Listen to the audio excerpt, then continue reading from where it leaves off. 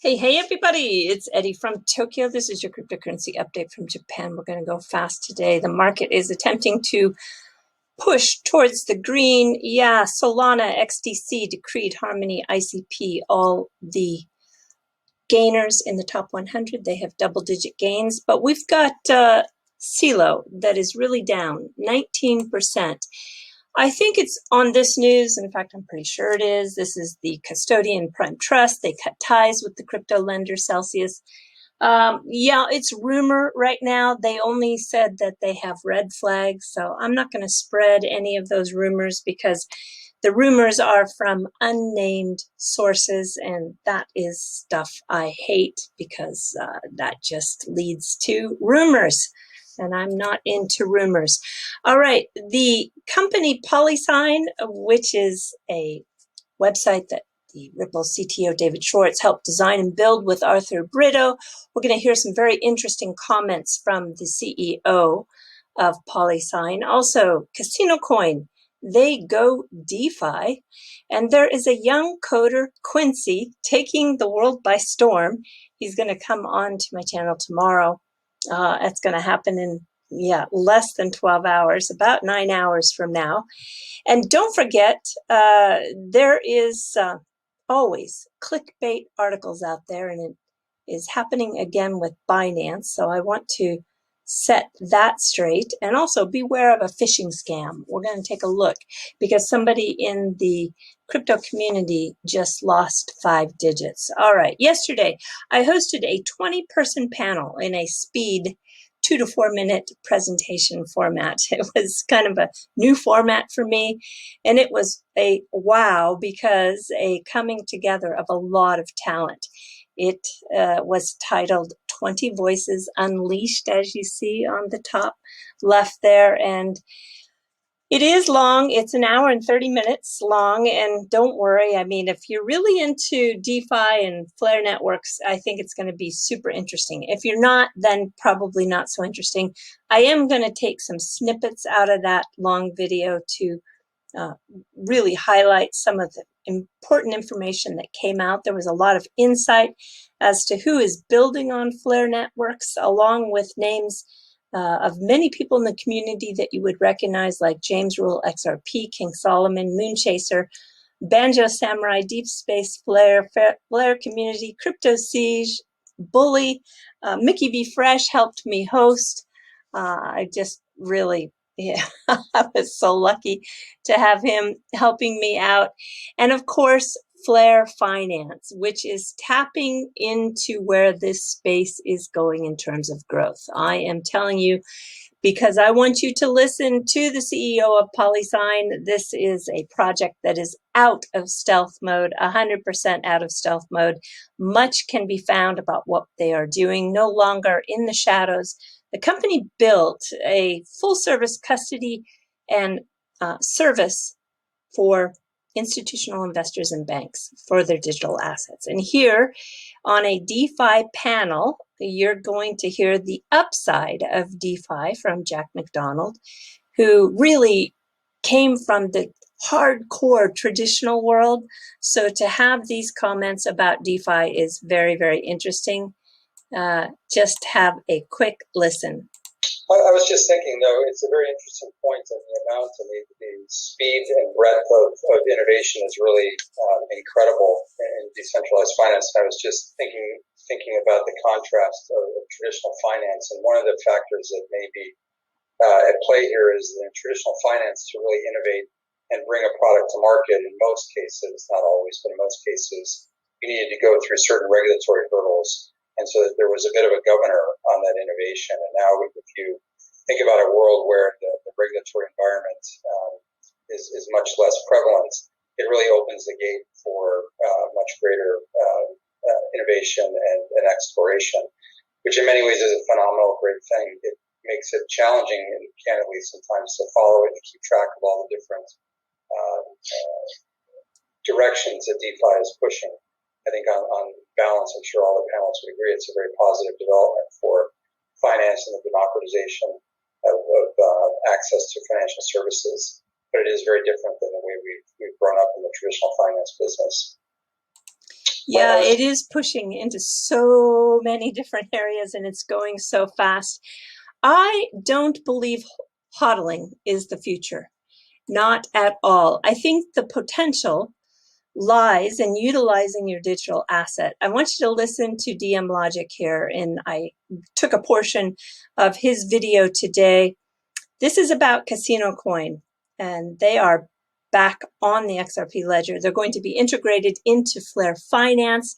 That is a decentralized service that is being built on the Flare Networks blockchain.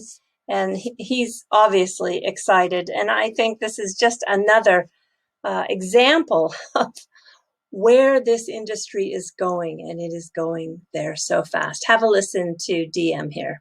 You heard about the integration with Flare Finance. CSC is being added to Flare Finance. Why do you care? Flare Finance is the first institutional grade decentralized finance platform. Flare Finance offers 6 decentralized finance products. What that means is you can keep your CSC while having 6 different ways to earn yield, take out loans, a variety of things without losing the upward potential of your asset. Flare Finance offers yield farming, swaps and leverage trading, asset wrapping, peer-to-peer loans, decentralized mutual funds, I like that one, and yield mining. I like all of them, as it turns out. I'm really happy to see DM Logic back in action. You know, the last time I spoke to him in the live was back in 2018. He called me around midnight when I was making a pizza. I reminded him. I was curious if he remembered. Yeah, he did remember. That was a memorable conversation. What did we talk about? We talked about SBI. That's what we talked about.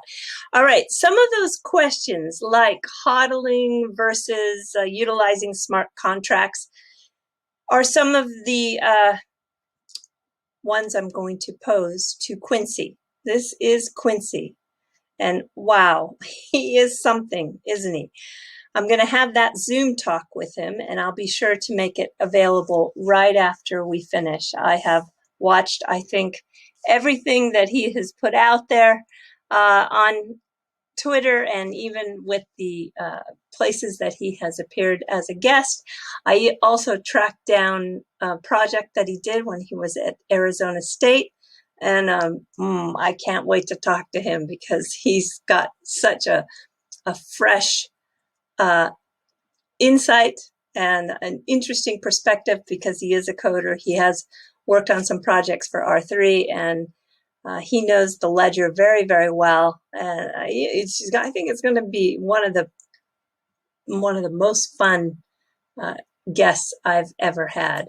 All right, you can check out Quincy's YouTube channel at Coin Club Crypto. Yeah, be sure to check it out.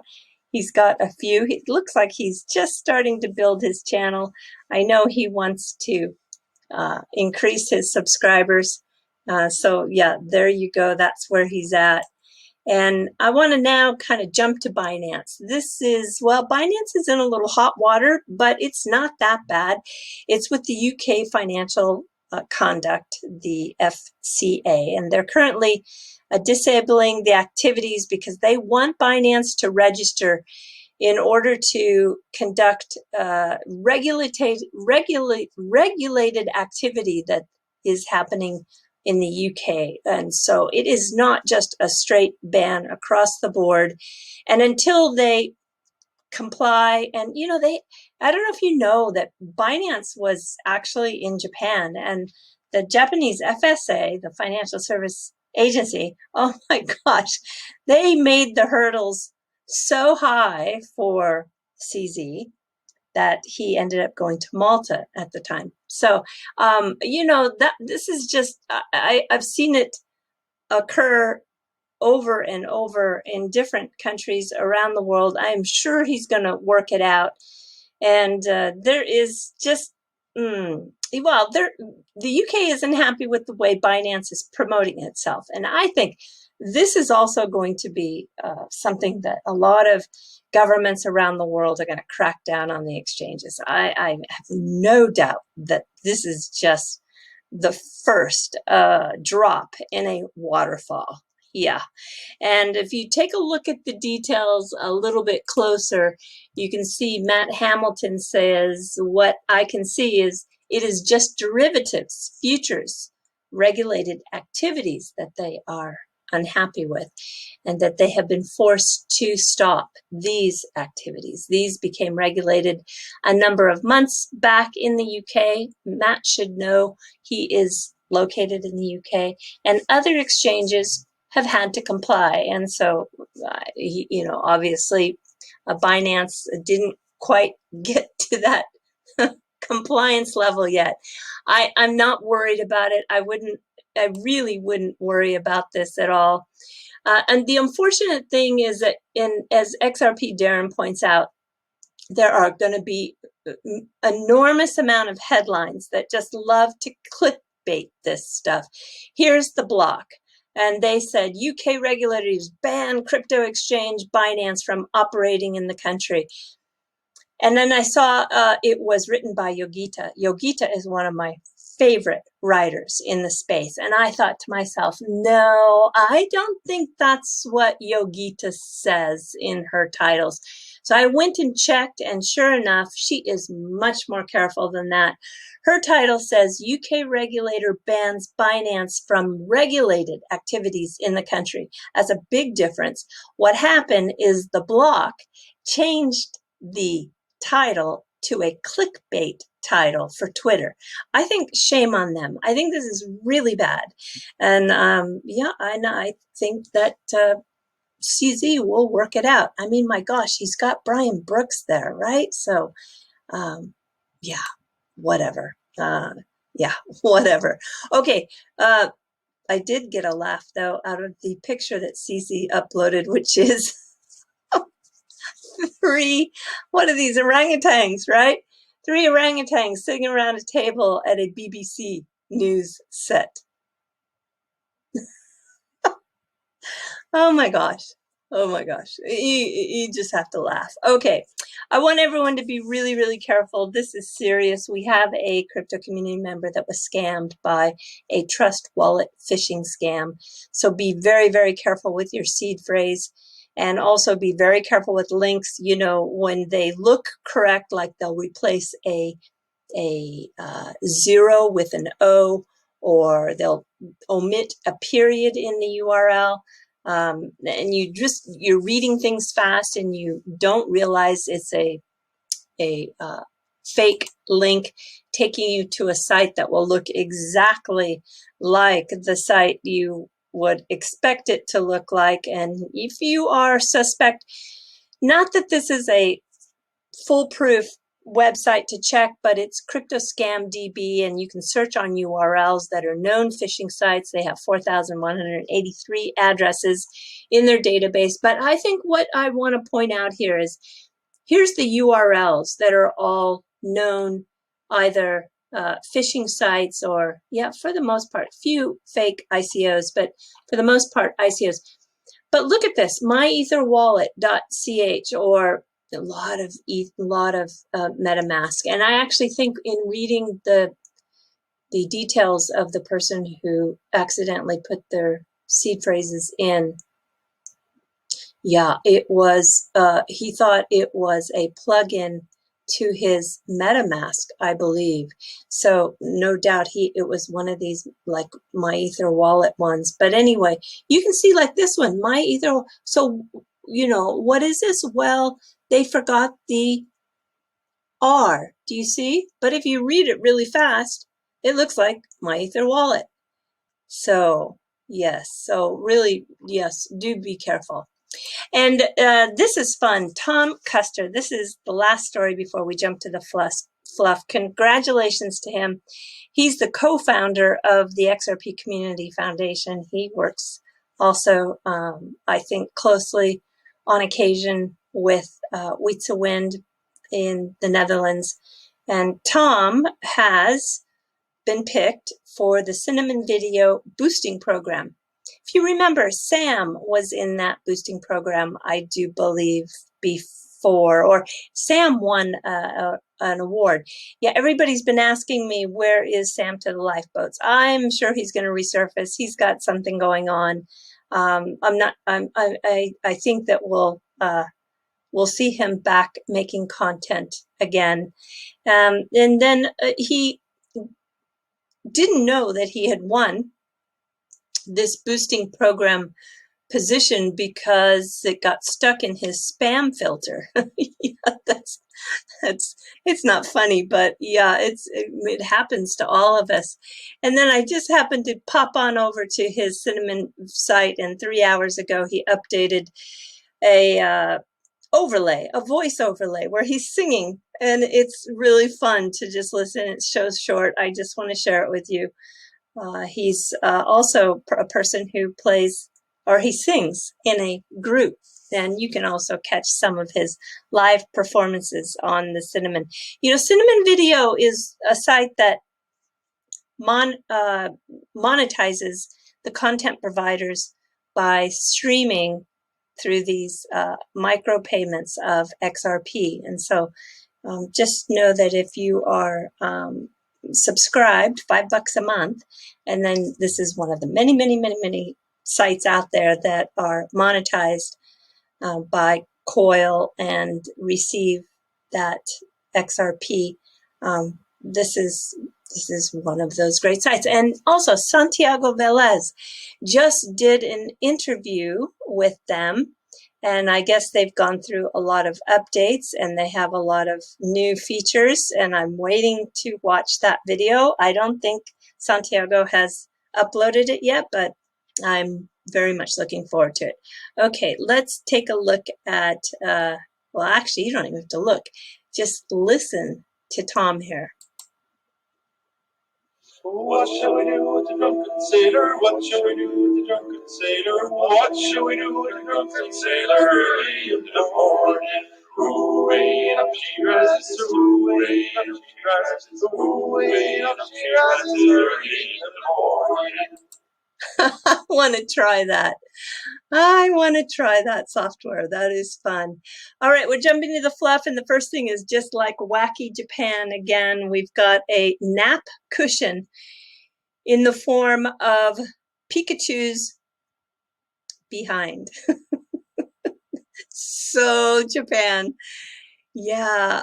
Otsukare-sama. This is otsukare-sama. Otsukare-sama desu is what we say to people who just finish a big job or finished a big days of work. It's like saying, "Oh, good work to you," and yeah, it's got a really deep meaning. Actually, it means many things like good job, take care, I recognize your hard work. And if you really want to do it kind of like the young kids do it, they say, "Otsukare," and they cut it off short, but to be polite, "Otsukare-sama desu" is the way to say it. And look at this. This is so funny. Yeah, you can put your hands in here and rest your head, and off to sleep you go. Oh my gosh. Okay. I remember I talked about how Pepsi had a new product, and no, I'm not trying to get Pepsi as a sponsor, but they have this new Nama, which is raw, because they've added a cola nut spice to it and gone through a cold press, not a hot press, to create it. Anyway, I got this 68 millimeter. Can you believe that? For like 50 cents. They have a special promotion going on. And I read the reviews. It was supposed to taste so good, so different. I have to tell you, I couldn't taste any different at all. But what I wanted to point out is these are called PET bottles in Japan, and the PET bottles are strictly recycled here. You cannot put a PET bottle in the garbage at all. There's garbage police who will come and get you. And there is an artist in Japan who makes some of the most beautiful artwork out of PET bottles. And she did actually She did something for Coca-Cola Japan here, and they brought her work into a museum and created an exhibition that was just fabulous mostly I think because of the way they lit the display. This is an example of one of those displays. Now let me just zoom in a little bit closer to a pic look at that turtle. That is made from a PET bottle. She cuts and solders and glues all the pieces together, and look what she can create. I'll show you one more piece. Look how beautiful. So nice, right? So sometimes you think a PET bottle is just gonna end up in the recycling or a landfill. That's the worst. But no, you can make beautiful artwork. All right, everybody, do take care. Sayonara for now. Bye-bye.